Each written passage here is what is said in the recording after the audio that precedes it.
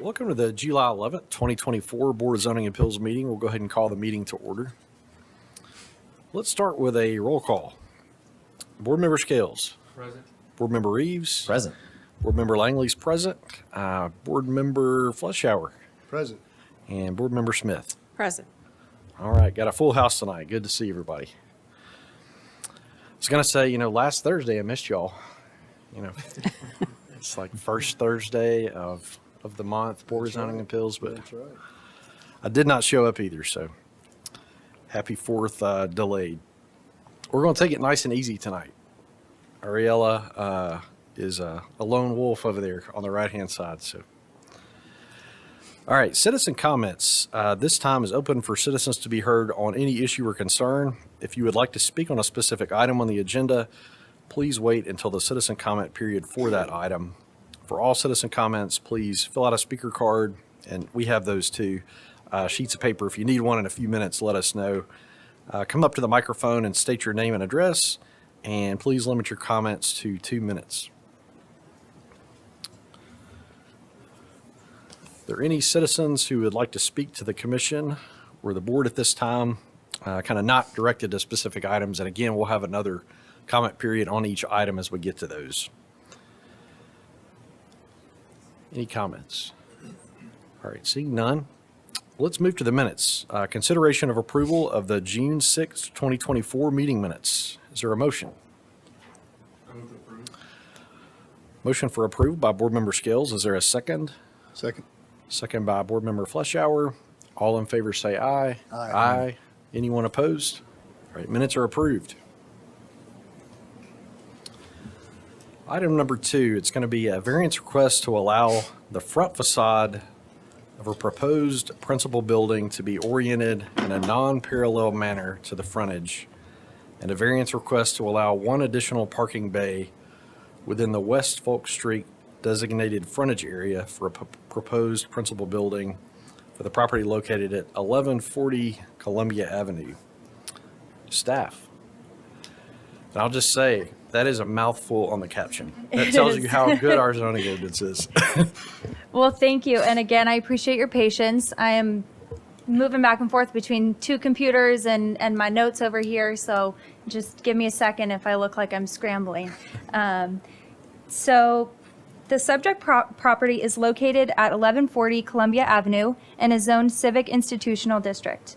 This property is the location of the historic Carter House, an extremely historically significant site. This property received approval for these same variance requests in February 2023, but has not yet begun site work. A 6-month extension was granted for these requests, which extends these requests until August 2nd, 2024. The applicant has expressed that this project will not be able to obtain permits prior to this deadline due to constraints in schedules and timelines. For this reason, the applicant is re-requesting the same 2 variance requests that were previously approved, as presented for the previously approved variance request background. The property owners have begun finalizing their master plan for the site, which includes a new visitor center. They submitted a site plan back in 2018 and it was approved, but it has since expired. Their plan for the site was designed in collaboration with the Historic Zoning Commission and was designed in a way that respects the historic nature of the site and minimizes disturbance of the majority of the grounds. The previously approved plan was approved by the State Historic Preservation Office and the Historic Zoning Commission. The previous site plan complied with the zoning ordinance at the time, but it no longer complies with the frontage requirements of the current zoning ordinance. The new plan would like to utilize a parking frontage type, which requires no more than 1 drive aisle with 2 bays of parking. Both the expired plan and the new plan propose improvements to the existing parking lot, which would have more than 1 bay of parking. The existing parking lot is currently located in a non-parallel manner to the frontage area. For this reason, they are also requesting to allow the front facade of the visitor center to be oriented in a non-parallel manner to the frontage. The non-parallel orientation would allow the building to be oriented parallel to the existing parking lot. I'll now go into staff analysis. I'm going to go ahead and read through the 3 criteria for the first request, and then for the second request, I'll just refer to the criteria number. So let me know if you'd like me to repeat the criteria at any point. Request 1, to allow the front facade of a proposed principal building to be oriented in a non-parallel manner to the frontage. Where by reason of exceptional narrowness, shallowness, or shape of a specific piece of property at the time of the enactment of the zoning ordinance, or by reason of exceptional topographic conditions or other extraordinary and exceptional situations or conditions, such a piece of property is not able to accommodate development as required under this ordinance. The historical significance of this site makes it an exceptional situation. The historically significant area of the site that should be preserved, according to the HCC, is the corner of the lot at the intersection of West Folk Street and Columbia Avenue. This is the location of the original historic areas of the site, which includes the historic Carter House and its original outbuildings and the historic open spaces. In order to limit disturbance to that area, the visitor center must be located at its proposed location. In addition, the existing parking lot is located in a non-parallel orientation to the slopes that are oriented in a non-parallel manner at the location on the site. The location of the visitor center is dependent on the location and orientation of the parking lot and the slopes at that location. As shown in the submitted exhibits, there are areas of varying slopes that restrict the location of both the parking lot and the new visitor center. The parking lot also sits on the lower elevation of the site, and to relocate the parking lot and the curb cut would cause a greater impact of disturbance to the site. The proposed design would minimize disturbance of the historically significant areas of the site, and it would allow the new visitor center to create a buffer between the parking lot and the original historic areas of the site. Considering these extraordinary conditions on the site, staff finds this criteria is met. Criteria 2. The strict application of any provision enacted under the zoning ordinance would result in peculiar and exceptional practical difficulties for or an exceptional or undue hardship upon the owner of the property. Staff finds that the application of a provision enacted under the zoning ordinance would result in undue hardship upon the owner of the property. According to the zoning ordinance, the front facade of the proposed building must be oriented in a parallel manner to the frontage. As explained in the previous criteria, there are multiple factors that are restricting the location of both the visitor center and the parking.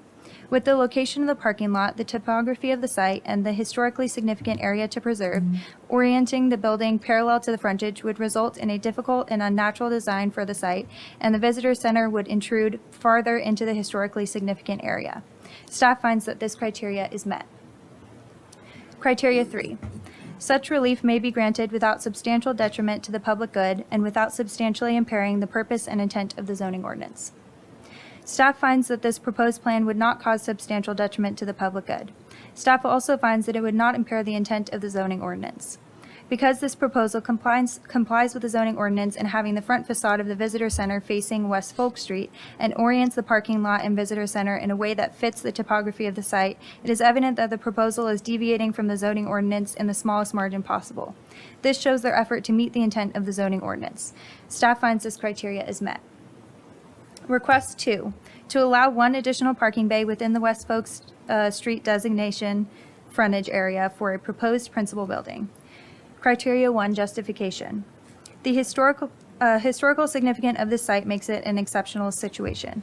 In addition to the parking lot already existing on the site, and there are multiple restrictions that are preventing its relocation.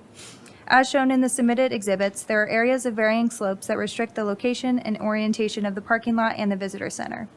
These slopes create an area of low elevation, which is the location of the proposed parking lot and visitor center. The area of lower elevation that the slopes create has a unique shape which limits its ability to accommodate parking in compliance with the zoning ordinance. Because of the slopes directly behind and to the side of the proposed visitor center, the necessary additional parking must be located in the building's frontage area. In addition, it is not an option to relocate the parking lot and the curb cut, as it would cause a greater impact of disturbance to the area of historical significance on the site. One of the primary goals for this design is to respect the historical significance of the site. The proposed design would minimize disturbance to the historically significant areas, and the visitor center would create a buffer between the parking lot and the original historic areas of the site. Considering these extraordinary conditions on the site, staff finds this criteria is met. Criteria 2, justification. Staff finds that the application of a provision enacted under the zoning ordinance would result in undue hardship upon the owner of the property. According to the zoning ordinance, the site is only allowed to have one parking bay between the front facade and the street. As explained in the previous criteria, there are multiple factors that are restricting the location of the parking. With the location of the parking, the additional parking is necessary to serve the visitor center and for ADA compliance. Staff finds this criteria is met. Criteria 3, justification. Staff finds that this proposed plan would not cause substantial detriment to the public good. Staff also finds that it would not impair the intent of the zoning ordinance. Because this proposal places the additional parking at the back end of the lot so that it's less visible and orients the parking lot and visitor center in a way that fits the topography of the site, it is evident that this proposal is deviating from the zoning ordinance in the smallest possible margin. This shows their effort to meet the intent of the zoning ordinance. Staff finds this criteria is met. Recommended motion.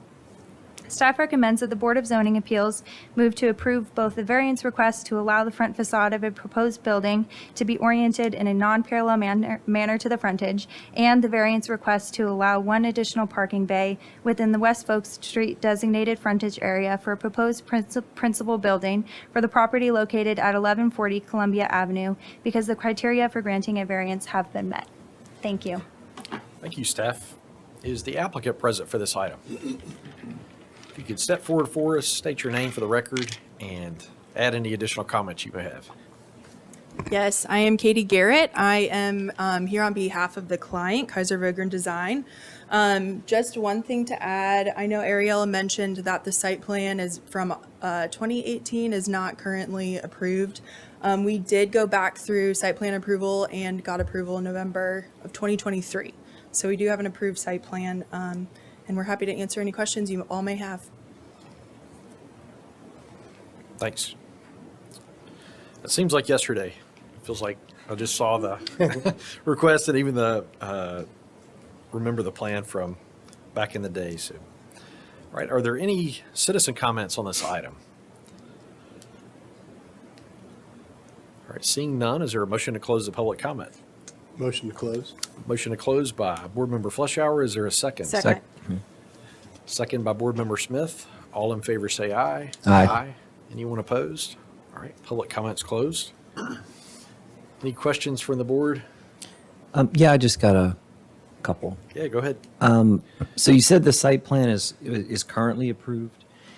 Who is it approved by? And I guess what I'm specifically asking is the Historic Zoning Commission, I know, had to approve, as did the State Historic Preservation Office. Are we in compliance still with them? Correct. Yes, that's our understanding, and the approval I was mentioning is through Franklin, City of Franklin. Gotcha. Okay. Does it have to go back through a state review process at all, or is that? I'll have the architect come up and answer that. I'm piggybacking on Lee's question here. Yeah. Hi, my name is Carly Wansing. I'm with Orcutt Winslow.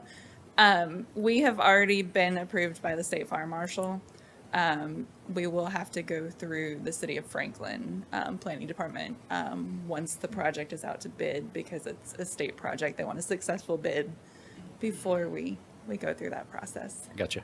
A little more So, fun the- left. The plan is to go out to bid at the end of August. Okay. We had to go back and get additional funding, which is what caused the delay.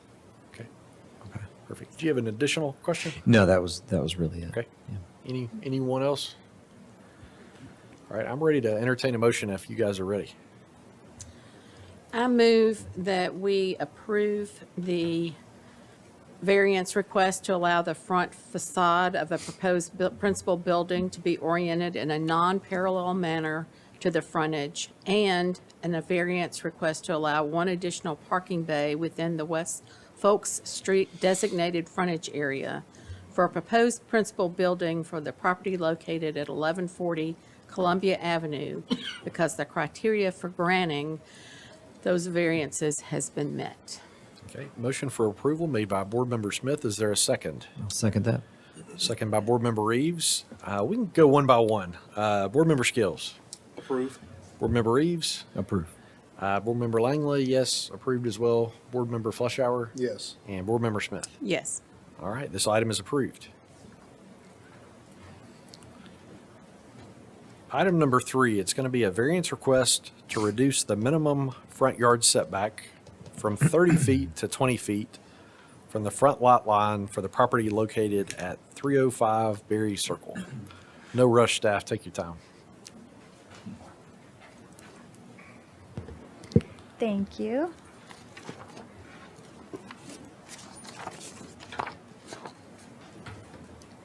The subject property is located at 305 Berry Circle and is zoned R4 Residential District.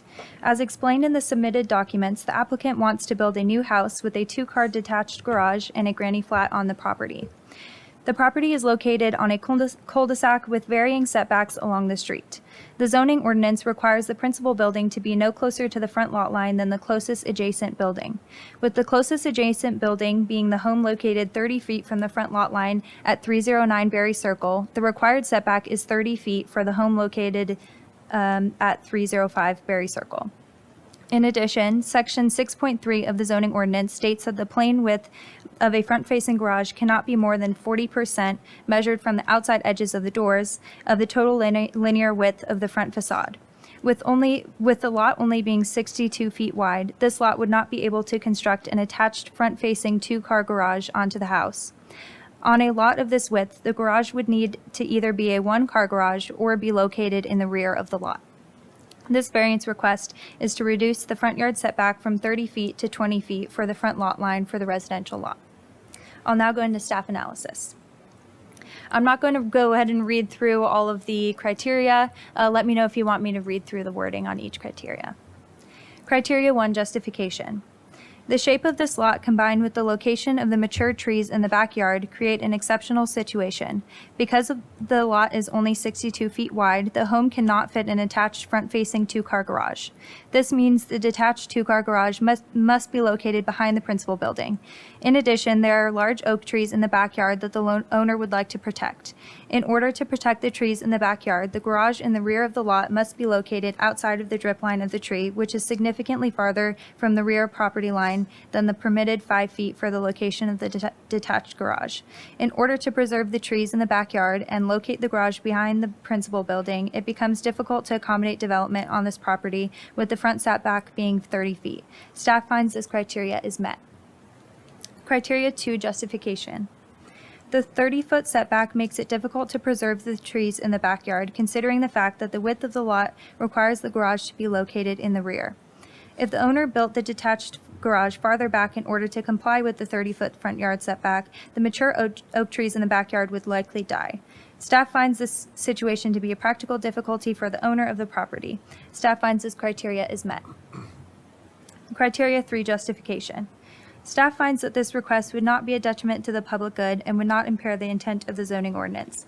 While the adjacent house is located 30 feet from the front lot line, the rest of the houses on the street are located significantly closer to their front lot lines, including the house across the street from the subject property. Part of the intent of this zoning ordinance requirement is that setbacks would be consistent along residential streets for aesthetic reasons. Considering the unique varying setbacks on this cul-de-sac, a 20-foot front yard setback would not be inconsistent with the rest of the houses on the street. Staff finds this criteria is met. Recommended motion. Staff recommends that the Board of Zoning Appeals move to approve the variance request to reduce the minimum front yard setback from 30 feet to 20 feet from the front lot line for the property located at 305 Berry Circle because the criteria for granting a variance have been met. Thank you. Thank you, staff. Is the applicant present for this item? Is the applicant present? If you could just step forward for us, state your name and address for the record. Address is obvious. And then add any additional comments. I looked through the justification letter. If you could just walk us through, I know I'll have questions about like distance and all. If you could highlight Sure. some of that for us, it would help us out. Yes, of course. I'm Vince Donovan, property owner and resident at 305 Berry Circle. First of all, thank you for the opportunity to present our case, and we are excited about the opportunity of building at this location, and we wanted to be very respectful of our neighbors throughout this process. And several of our neighbors are here tonight, and hopefully we'll get to hear from them. But we're really just trying to provide a little bit more depth in this lot. It's very narrow. We are trying to protect the trees in the back. There are some beautiful oak trees along the back. And in order to have a detached garage in the back that allows us enough room to kind of maneuver in and out of there, we're just really limited with the building envelope that we have currently. And if I could just provide a little bit more context on Berry Circle. And this street was originally developed in the 40s. And it wasn't until 2011 that 6 of the 10 lots that are currently on the street were replatted. And at that time, they were replatted with 10-foot setbacks, which to us suggested that this was part of the whole, let's transition this into a front porch community with pedestrian-friendly access and garages in the rear, all of which we fully support and like. So we're really hoping to try to keep that consistency in our home, and we want to obviously we feel like we could maybe even ask for more, but we didn't, and it's because we want to respect the what is generally throughout the neighborhood as a kind of an approximate average, and so that's why we asked for a 10-foot variance to get to a 20-foot setback instead of more. And so we're also concerned that as the neighborhood continues to develop, and specifically the neighbors that are adjacent to those lots in the back, they're going to have the ability to push their houses forward to a setback closer to 15 to 20 feet. And that's a concern of ours, that we might be potentially the only homeowners on the street that have a 30-foot setback. The other sort of complicating factor is, as Ariel mentioned, the lot markings are inconsistent on the street. Our front lot marking is almost 6 feet into our front yard, so it's 6 feet from the edge of the street into the front yard. So it really puts our house currently at about 36 feet for a front setback, whereas our neighbor directly across the street, the lot marking is actually in the street about 6 inches. So there's a difference there. And so we feel like we're already sort of disadvantaged. And obviously with just the narrowness of the lot and everything else, we feel like that would really help us to get, the home that we want. We have an elderly parent that's going to be moving in with us. We want to be able to, situate the garage in such a way so they can have a home as well as part of us. So, Wendy, I don't know if I left anything else. My wife, Wendy, but hopefully we'll have this opportunity. We're looking forward to it, and we want to build a beautiful home and just add to the beauty that's already there. So, Thank you. thank you. I know we have citizen comments. I'll open it up for citizen comments. Let's start with, I'm just kind of picking top order here, Miss Olga Stone. If you'd like to step forward for us and state your name and May I present something, some pictures for y'all to look at? sure, if you could hand those to staff for us, they'll get those to us.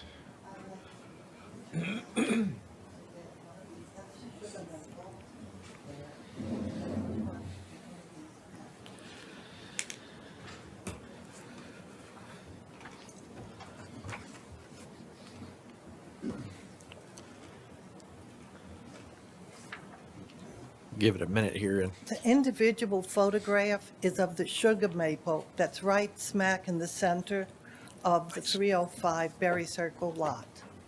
It's a majestic tree that's probably 7 years old, the age of the home.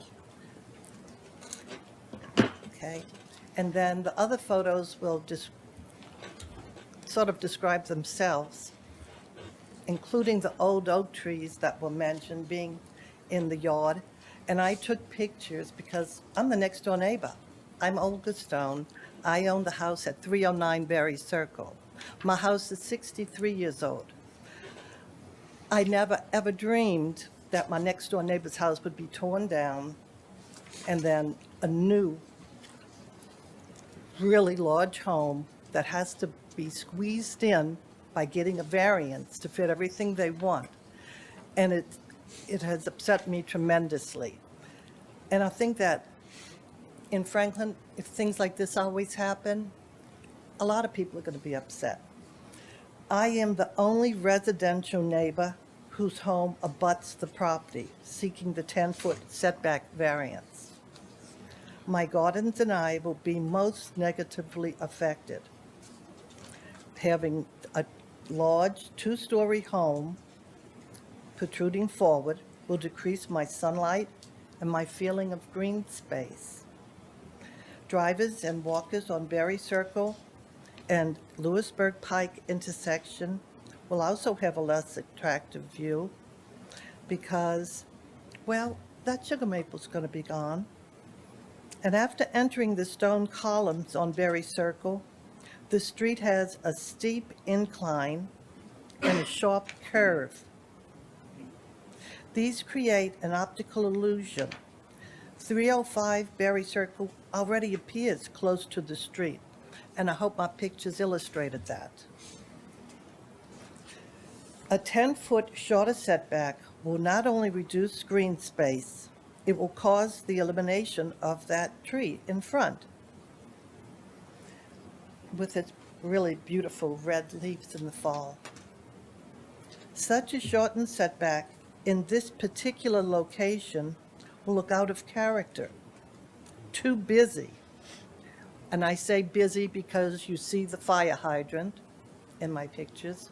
You see that big wooden telephone electrical pole, as well as all those lines and wires to hold that pole up.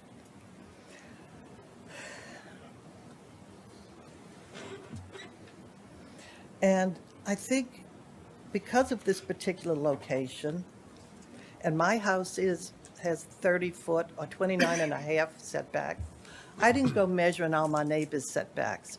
The cul-de-sac is a different situation. Those are all new big houses. 305 and my house are one-story brick ranches that have been there a long time. I regret tearing down things. I would rather restore and preserve.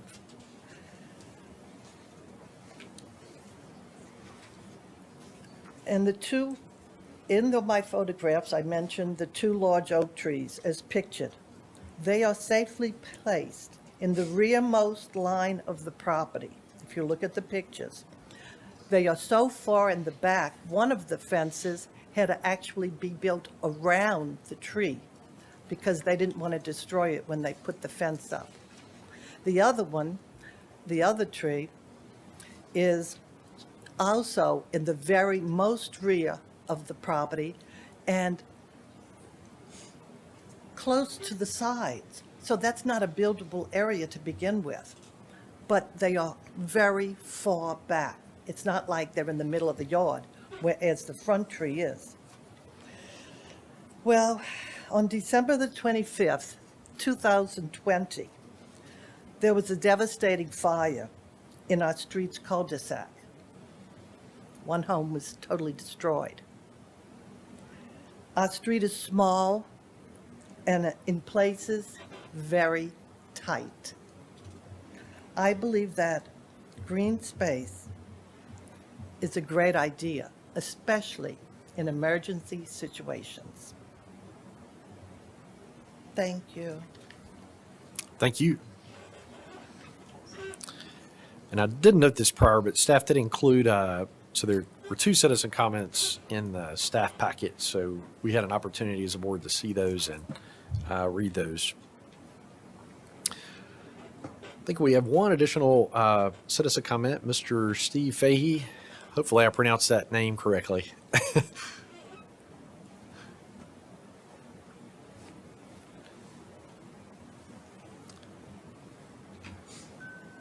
Hello. So yes, Steve Fahey, but however you want to say it is good. So That close. my wife and I, Jenny, we live at 109 Lewisburg Avenue. So our home fronts Lewisburg, but we're at the corner. So in the image, we're the down in the corner of Lewisburg and Berry Circle.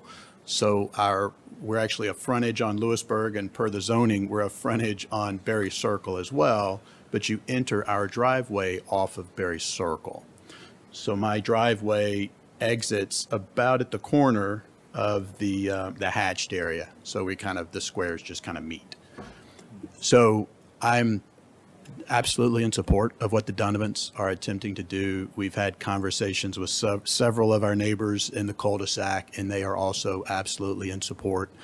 The house that is there is nice. It's from the 50s, but it's extremely small. And the Donovans, just based on past history and knowledge of what they've done and the houses they've built in the past, I have high confidence that everything that they're going to do is going to be tasteful, and the scale that they're talking is not grand. It is very appropriate, I would say.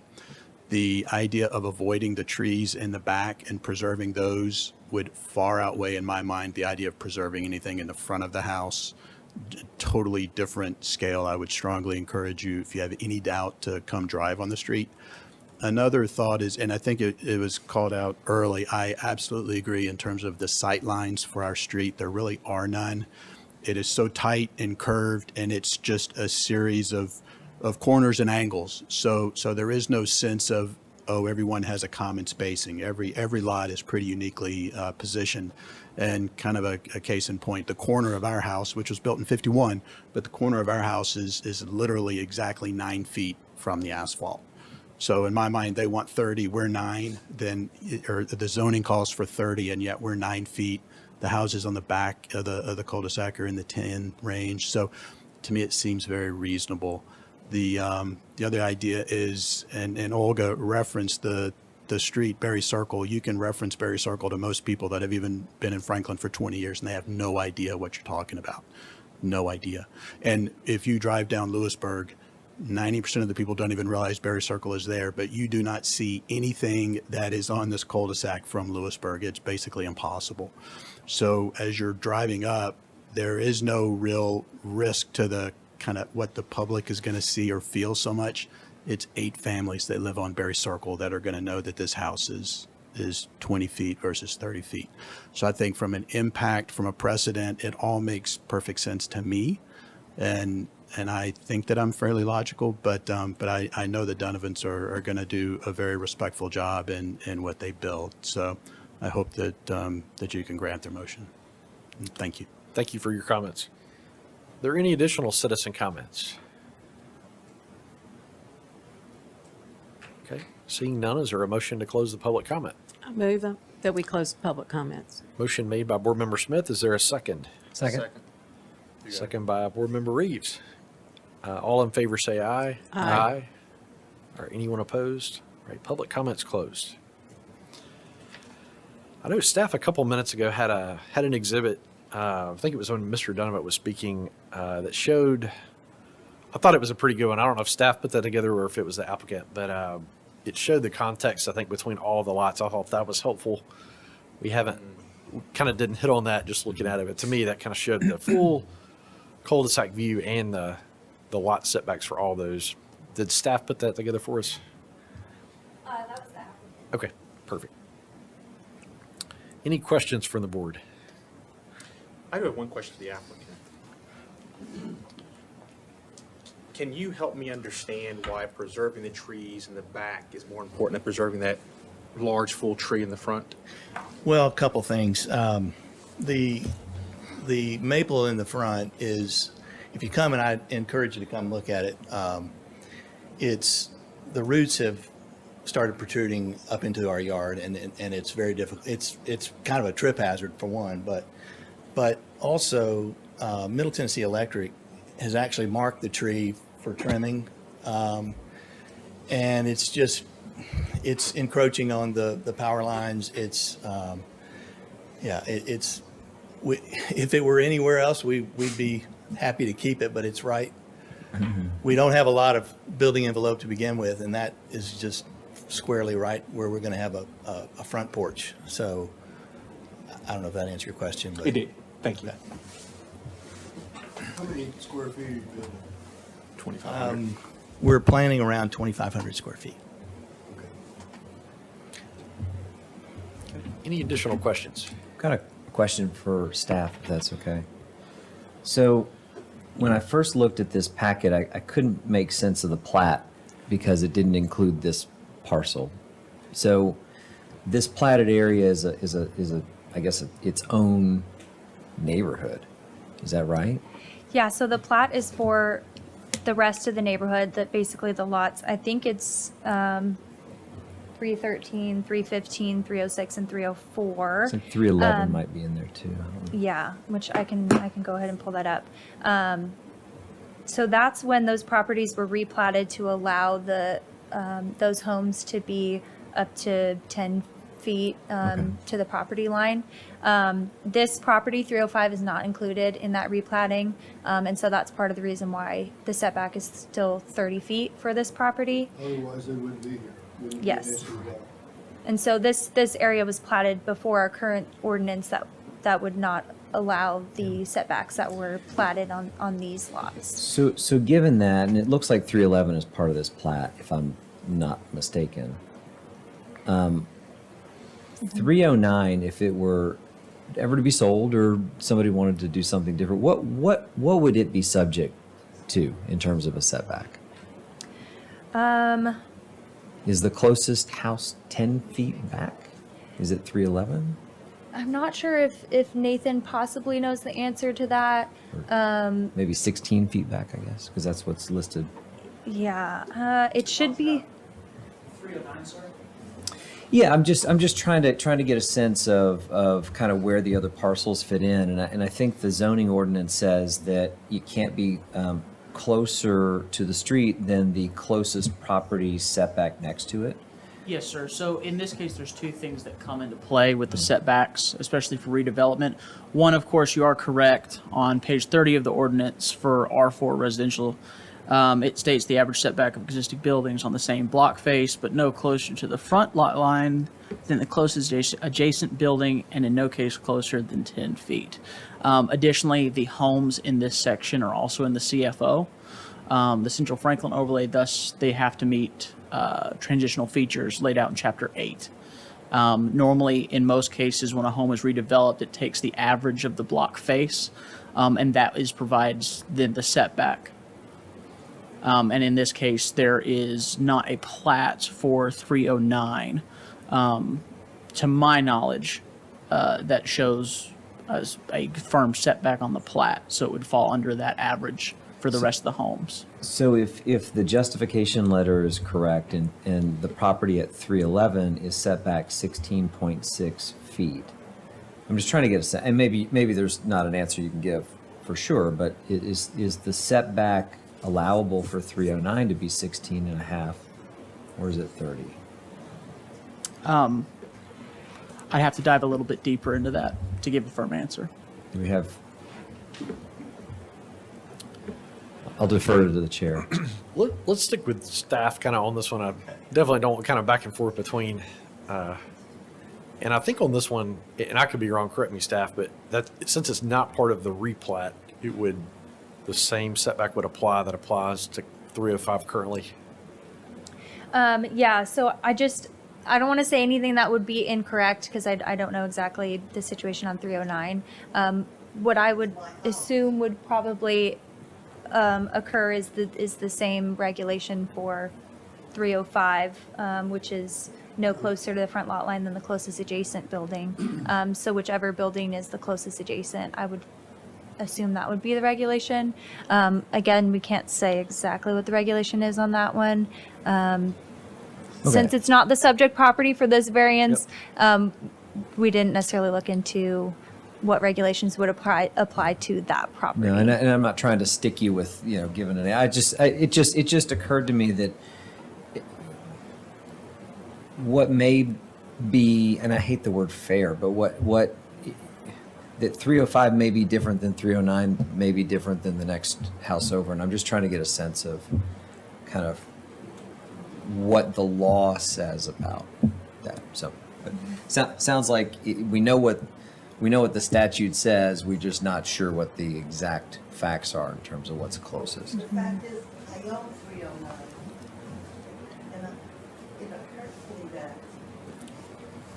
my next door neighbor's house can be torn down, and then a new house is going to come and smother me out in my yard. I spend every day in my yard. I don't think it's fair. I don't think it would be attractive, and I think it devalues my property, and it's a precedent that might just happen anyway. I don't want it to happen to me. Okay. Any additional questions from the board? All right. Is there a motion?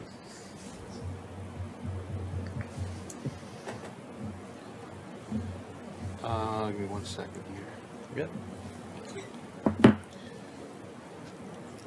I move that we approve the variance request to reduce the minimum front yard setback from 30 feet to 20 feet from the front lot line for the property located at 305 Berry Circle, because the criteria for granting a variance have been met. Motion for approval made by Board Member Scales. Is there a second? Second. Second by Board Member Smith. Discussion. I know I have some comments. I feel like everybody else may too. So, for me, in terms of the shape of the lot, I do agree by virtue of those trees. I do think it's important to preserve the trees as best possible. I do now understand why preserving the back trees trumped, for another term, preserving the front trees. But the lot's shape, its narrowness, does require, at least in my opinion, a variance. Kind of to Lee's point, strict application would be an undue hardship for these folks because it just so happens that the house beside them is 30 feet. If it had been one house over, it could have been 9 feet. It could have been whatever. So, and if you look at the aerial view, the majority of the houses in that area, they vary. I mean, you have some that are right up on the road and some that are far from the road. So I don't know that a strict application would be fair in this circumstance. And then in terms of public good, I don't see why in this circumstance it's contrary to the public good. So for those reasons, I think that we should approve the variance. Okay. Any additional comments?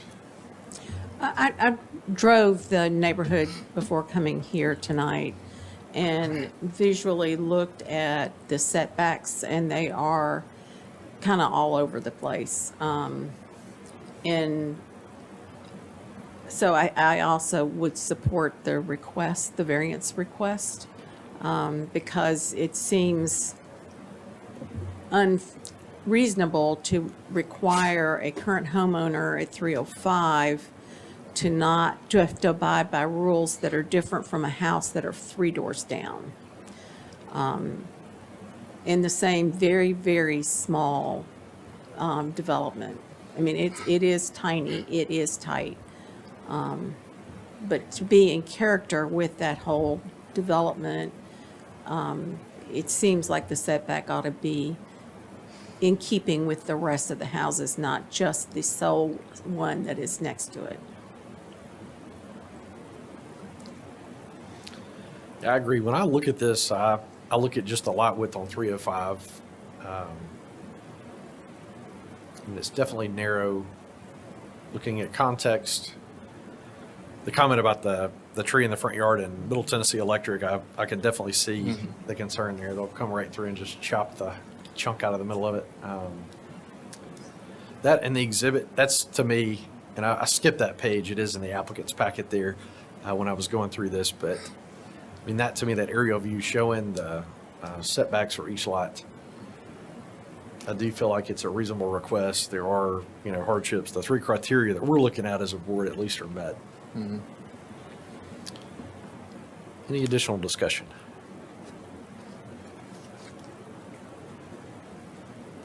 Okay, got a motion for approval, a second. Let's go one by one on this one. Board Member Scales. Approve. Board Member Reeves. Approve. Board Member Langley, approve. Board Member Fleschauer. Yes. And Board Member Smith. Approve. All right, this variance request is approved. Thank you, staff, applicant, and public as well for your comments.